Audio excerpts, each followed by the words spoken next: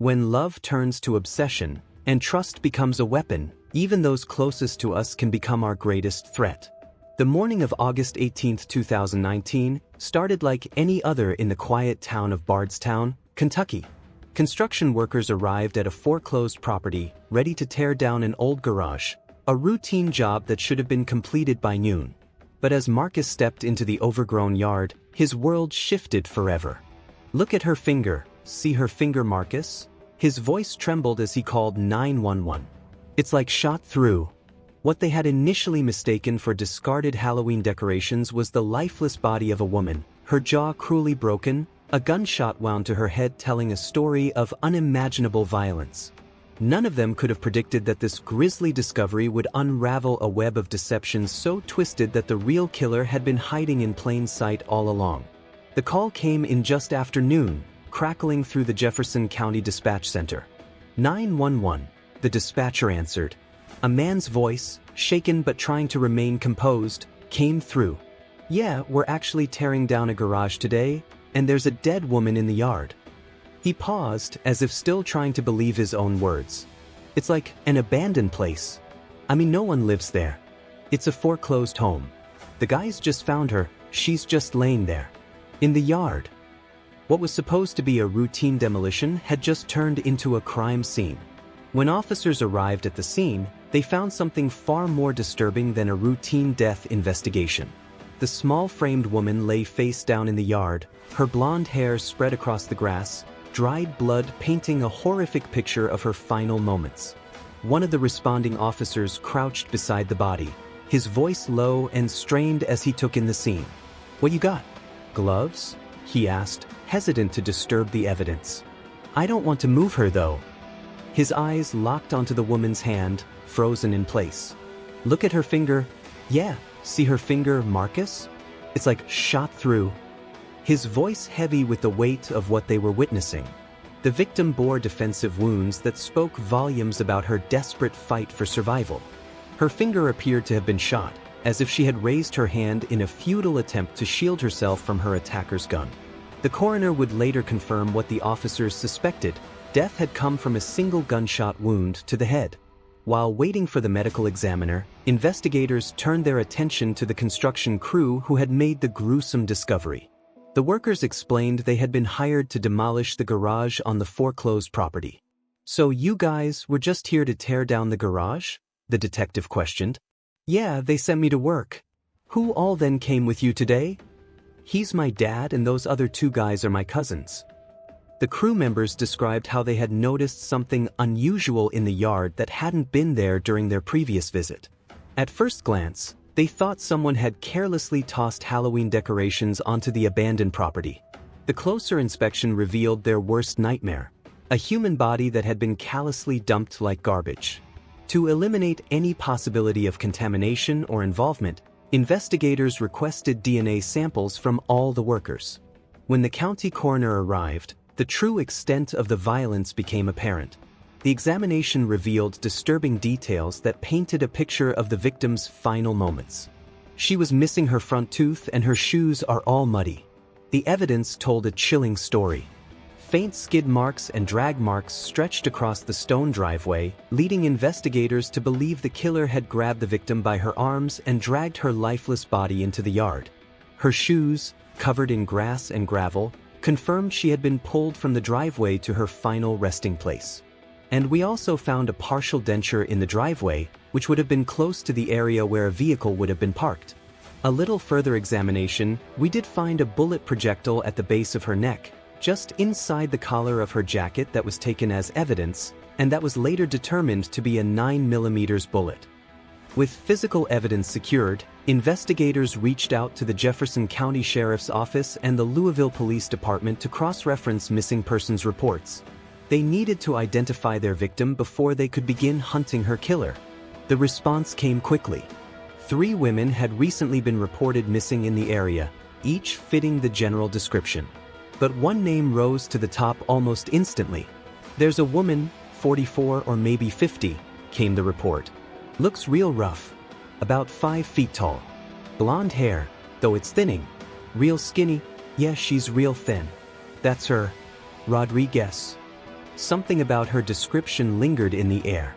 It wasn't just the physical match, it was the sense that this woman, too, had simply vanished, slipping through the cracks of a world that didn't notice until it was too late.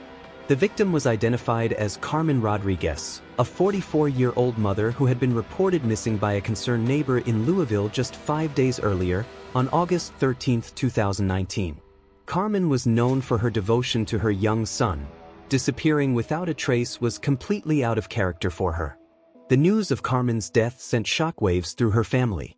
I remember when I got the call from my mother to tell me that Carmen, she'd been murdered.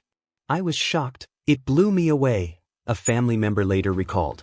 Detective work is often described as putting together pieces of a puzzle, but in Carmen's case, investigators quickly realized they were dealing with a jigsaw where someone had deliberately scattered the pieces across multiple states. The first alarming detail was Carmen's extended absence. She had not come out to pick up her son at school, and this was very out of character for Carmen, investigators noted. Now it's our job to start looking into things of who may have done this and where they are now. They had to have a 5-day head start on law enforcement, which can make it very difficult. The brutality of Carmen's injuries suggested this wasn't a random act of violence. The personal nature of the attack, the defensive wounds, the gunshot to the head, the cruel disposal of her body, all pointed to someone who knew her intimately. Someone who had harbored enough rage to not just kill her, but to dehumanize her in death.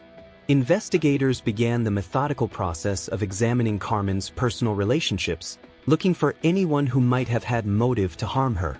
It didn't take long before a troubling pattern emerged. We learned that Carmen was involved in a pretty tumultuous relationship with an ex-boyfriend that she was living with by the name of Robert Patterson. Robert Patterson Sr. immediately became a person of interest, but investigators decided to take an indirect approach. They discovered that Patterson's son, Robert Patterson Jr., was already incarcerated at the Franklin County Jail in Kentucky on unrelated charges. Perhaps the son could provide insight into his father's recent activities and state of mind. The interview with Patterson Jr. revealed a complex web of relationships that made the case far more complicated than investigators had initially anticipated. The investigator leaned in, trying to establish a calm, conversational tone. "Look, we'd like to talk with you a little," he said. "You willing to speak with me, especially after everything he has already said? This is mostly just to get some background, okay?" He paused, then continued, more gently. "When did your dad come up from Tennessee? I've been hearing bits and pieces, things people were saying even a week before you got arrested." It wasn't just small talk. The questions were deliberate, each one a thread meant to pull loose a deeper truth. What Patterson Jr. revealed was shocking. Not only had his father been living with Carmen, but he was also involved with another woman, Michelle Torres, who was simultaneously married to Robert Sr.'s brother, Kevin Patterson. The domestic situation was a powder keg of jealousy, betrayal, and violence. Patterson Jr. painted a picture of his father as a man prone to explosive anger, especially when it came to relationships with women. Patterson Jr. spoke with a grim sense of inevitability, his voice edged with the weight of experience. When you start mixing ex-girlfriends, current girlfriends, violence, domestic abuse, and drugs, he paused, shaking his head. Eventually, something's going to snap. Something's going to give. It was a volatile formula, one they'd seen play out too many times before. And this time, the consequences had turned deadly. With Robert Patterson Sr. established as their prime suspect, investigators needed to locate and interview Michelle Torres, the woman caught in the middle of this toxic love triangle. Their search led them to Wayne County, Michigan, where Michelle had been arrested on unrelated charges. Detectives traveled to Detroit to interview Michelle, hoping she could provide crucial information about Carmen's disappearance and death. However, the interview quickly revealed that Michelle was far from a cooperative witness. The investigator's tone was firm but not unkind, more empathetic than accusatory. "I can see you tried to help those kids," he said gently. "And then, I don't know. Maybe life got in the way. A job here, a struggle there." He shook his head slightly as if trying to make sense of it himself. "Look, I'm not beating you up. I don't think you're a bad person. I think you were a woman who got caught in a bad situation." Between the drugs and that monster of a man. He paused, his voice lowering with a hint of disappointment. But I also feel like something's missing here. Like, your story still isn't the whole truth. And I need you to be honest with us, really honest. Because this matters. Michelle's responses were evasive and contradictory. When pressed for details about her relationship with Patterson Sr. and any knowledge of Carmen's fate, she became increasingly defensive. The detectives left the interview convinced that Michelle knew far more than she was willing to admit. Her nervous demeanor and refusal to provide straight answers suggested she was either protecting someone or hiding her own involvement in Carmen's death. With their prime suspect still at large and Michelle Torres stonewalling their investigation, detectives turned to physical evidence. Carmen's red Honda Civic had been missing since her disappearance, and investigators believed it could hold crucial clues about her final hours. A public appeal for information about the vehicle's whereabouts yielded immediate results. Within hours, the car was located at a convenience store gas station in Franklin, Kentucky, just south of Bowling Green. The Louisville Police Department's crime scene unit processed the Honda Civic with meticulous care. What they discovered inside painted a horrifying picture of Carmen's final moments. We were made aware of some very important evidence that was found inside that vehicle. Specifically, the passenger seat in the front was covered in suspected blood. There was a lot of cleanup material that was located inside the vehicle, and one of the most important pieces of the puzzle was the spent shell casing for a firearm that was located inside the vehicle. And at this point, with having the bullet from the crime scene and locating the spent casing in the car, things were starting to add up.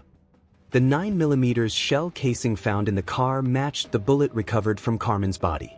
The blood evidence on the passenger seat, combined with Carmen's defensive wounds, suggested she had been sitting in that exact spot when she was shot. The bullet's trajectory, entering the left side of her head after passing through her raised left hand, indicated the shooter had been in the driver's seat. But perhaps the most telling piece of evidence was a receipt found in the car. Inside the Honda Civic, we also located a receipt from a home improvement store showing the recent purchase of cleaning supplies. That helps us determine when the products were purchased and gives us a timeline from when Carmen went missing until she was discovered. Armed with the receipt, investigators obtained surveillance footage from the home improvement store. If Carmen had purchased the cleaning supplies herself, it would indicate she was still alive at that time. If someone else had made the purchase using her car, it could be their first visual confirmation of the killer. The CCTV footage provided exactly what they needed. Carmen's red Honda Civic was clearly visible pulling into the store's parking lot. But instead of Carmen emerging from the driver's seat, a man stepped out and walked into the store. We determined that male subject was Robert Patterson Sr. as we watched the security footage. Later in the film, when he returns to the counter, he does in fact have the cleaning supplies that appear to be consistent with the items that are on the receipt, and then we watched the individual exit the store and returned to the red sports car. The surveillance footage was damning evidence of Patterson Sr.'s involvement, but what happened next would shock investigators even further. As Patterson Sr. prepared to drive away in Carmen's car, another vehicle, a red Ford Explorer, pulled up to the store. The interaction that followed was clearly orchestrated. The driver of the Explorer and Patterson Sr. met briefly before both men entered the convenience store together. When they emerged, an elaborate vehicle swap began. The video surveillance shows the two men exit the convenience store and Robert Patterson Sr. gets back into the Honda Civic and pulls it over to the side of the store into a different part of the parking lot. The unknown male then drives the Ford Explorer to the Civic. Robert Patterson gets out of the Honda Civic, gets in the Explorer, and then a female is seen getting out of the Honda Civic. We determined it was no other than Michelle Torres. The surveillance footage revealed that Michelle Torres had been lying from the beginning. She wasn't an innocent bystander caught up in Patterson Sr.'s violence. She was an active participant in the cover-up. The sight of Michelle emerging from the passenger seat of Carmen's blood-stained car was undeniable proof of her involvement. Michelle was sitting in the same passenger seat where Carmen had been, and that seat was utterly stained with blood. This was undeniable proof that Michelle hadn't been honest with investigators. She hadn't just withheld information. She had outright lied about knowing nothing about Carmen's murder. The identification of the unknown man driving the Ford Explorer came through Michelle's eventual admission. It was Kevin Patterson, Robert Sr.'s brother and Michelle's legal husband. The family connections were creating an ever-tightening web of complicity and cover-up. Just when investigators thought they had reached the limits of the case's complexity, an unexpected break came from an unlikely source. An inmate at the Franklin County Jail approached authorities with information about Michelle Torres's involvement in Carmen's murder. During this point of the investigation, we were informed that an inmate at the Franklin County, Kentucky Jail said that she had information concerning Michelle Torres's involvement in the homicide of Carmen Rodriguez. The inmate's account was disturbingly detailed, containing specific information that only someone present during the crime could have known. The details were so precise that investigators realized Michelle must have confessed the entire incident to her fellow inmate. "Is there anything else you can remember right now?" the investigator asked, his voice steady. She hesitated. "Michelle says she can't understand why he cut the arm out of his shirt," she said quietly. "He said it was messed up, like he'd spewed on it. But that shirt," she told us, "it was either in the trunk of the car or over at his brother Kevin's place." The room fell silent for a beat, until she asked the question that had clearly been weighing on her. "Do you know if that little boy is okay?" The investigator nodded gently. "He's with Carmen's family now, along with 2 of his siblings." Her eyes welled. Her voice cracked. "That little boy needs justice." The investigator leaned in, his final question simple but firm. "If we need you for court, you'll be there, right?" Without hesitation, she whispered, "I promise you." Armed with surveillance footage, physical evidence, and testimony from inside the jail, investigators were ready. Michelle Torres was brought in for a final interview, this time not as a possible witness, but as someone deeply entangled in the truth. Gone were the days of vague stories and evasive answers. The detectives had methodically built a timeline that placed Michelle at the center of key events. Too close, too involved to be innocent. Her previous confidence began to falter as each new piece of evidence was laid out in front of her. They began calmly, methodically. "So what happened after that point?" one of the investigators asked. Michelle's voice was low, uncertain. "She came to me that night. 'Carmen,' she said, 'Michelle, whatever happens with Robert, happens.' That's when she formally asked if I'd be there for her. I thanked her, and then a few days later, I went back over." Her words trailed off, inconsistent, the details starting to crumble under pressure. "She was indefinite," she muttered. "Why'd he say that? He was scared to death. I mean, it's obvious." And then came the moment that shifted the room's energy. "You went there in the red car," an investigator said. "Was there anything unusual about the red car?" Michelle nodded slowly. "Yeah. The passenger seat. There was a garbage bag over it." "What did you ask him?" "I asked what happened," she said. "He told me he spilled chemicals in the car, he had bottles with him. And it reeked, it smelled like something strong." The room went still. "What was under that bag?" the detective asked. Michelle blinked. "I don't know." "What do you think was under that bag?" Her voice dropped, almost to a whisper. "I don't know. I'm scared to say, actually." "But what do you think it was?" She looked down, struggling to hold her composure. "I don't know. I don't want to know." "Do you think it was chemical?" "About it?" "I don't know. I was scared to look. But you follow your gut. You feel it. And when something feels wrong." She shook her head. "You're right. You just know." Michelle's final revelation provided investigators with their last major lead: the identity of the man driving the Ford Explorer in the surveillance footage.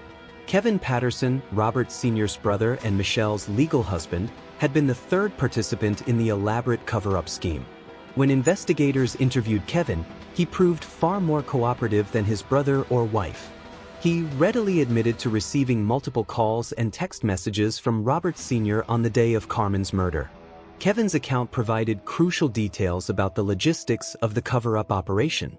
He had been contacted by Robert Sr. and asked to provide transportation, though he claimed ignorance about the true purpose of his assistance. The most significant breakthrough came when investigators asked Kevin to call his mother in their presence. The elderly woman's response confirmed what investigators had suspected. Robert Sr. had confessed Carmen's murder to family members. "We're investigating Carmen's death," one of them said. "We understand you might know something." She hesitated. "What?" "Robert had called me. He said he made a decision about his life, and then he just said she was gone." "Gone?" the detectives asked. "Yes. That's what he told me," she confirmed, her voice cracking slightly. "He didn't say it outright, but I understood what he meant." "And that's when you called Kevin?" She nodded slowly. "Yeah. I told him, you probably ought to call the police." "Because you were afraid something had happened to Carmen?" The pause.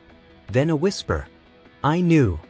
While building their case against Robert Patterson Sr., investigators received news that would provide the final piece of their puzzle. Patterson Sr. had been arrested in Lexington, Kentucky, on unrelated charges. During his arrest, police discovered he was carrying a 9mm handgun. Our case was getting stronger against Robert Sr., but we needed to find the murder weapon and connect him to it. And then we find out that he was arrested in Lexington, Kentucky, in possession of a 9mm handgun. The weapon was immediately sent to the Kentucky State Police Crime Lab for ballistics analysis. Scientists compared the gun to the bullet recovered from Carmen's body and the shell casing found in her car. The results provided the definitive evidence investigators needed. The lab was able to determine that the bullet found on Carmen Rodriguez's body was fired out of the 9mm handgun, along with the casing that was found in the car. They were all a match. With ballistics evidence proving Robert Patterson Sr. had fired the fatal shot, investigators made one final attempt to elicit a confession. They presented Michelle Torres with the murder weapon, hoping she would finally tell the complete truth about Carmen's death. The room fell silent. The detective's voice softened, but his words hit harder than ever. "At this point," he said, "that's all we have. But you can make the difference." He looked her in the eye, steady and unwavering. "You can bring some kind of closure. If not for us, then for that little boy. That child who's already lost more than he'll ever understand." He paused, choosing his words with care. "One day, he's going to walk into our office. And he's going to say, 'I want to see the records. I want to know what happened to my mom.'"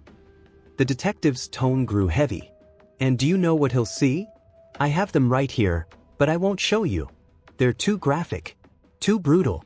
He'll see pictures of his mother discarded like garbage, tossed aside as if she meant nothing."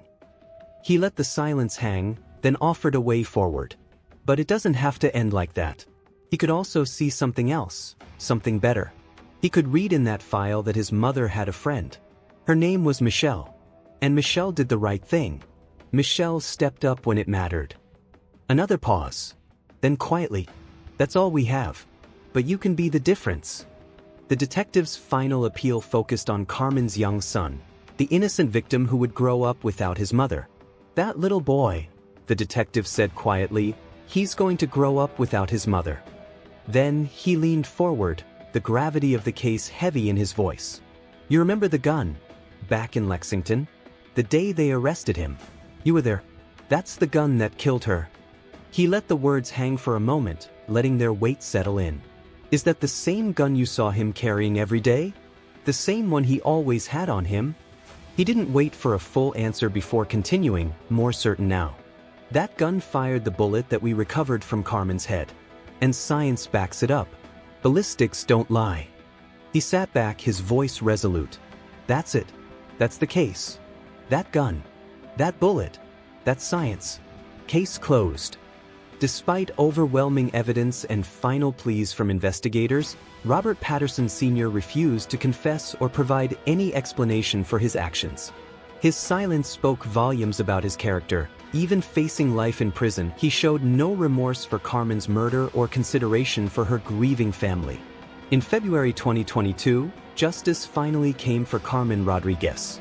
Robert Patterson Sr. pleaded guilty to her murder and was sentenced to 15 years to life in prison. Michelle Torres was indicted on 2 counts of tampering with evidence for her role in the cover-up.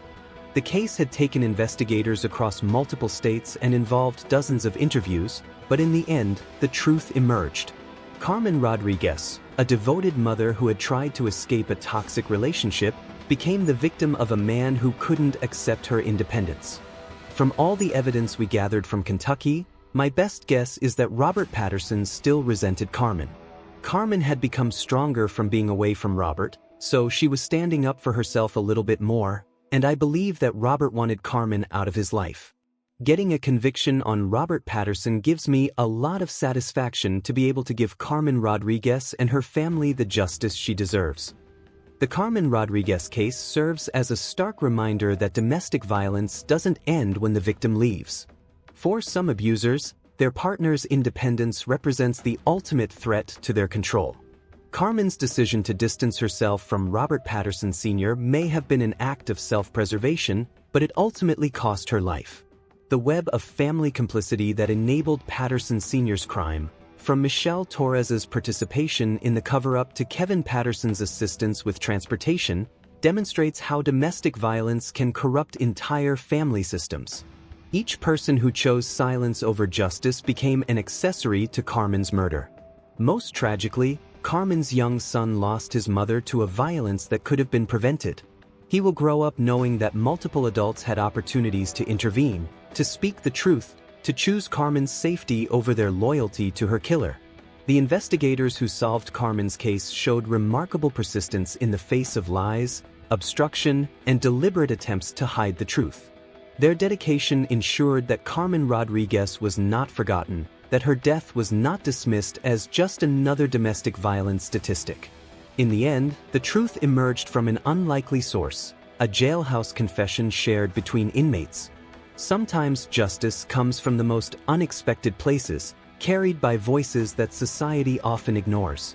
The inmate who came forward, motivated by thoughts of Carmen's son waiting at school for a mother who would never come, proved that humanity can emerge even in the darkest circumstances.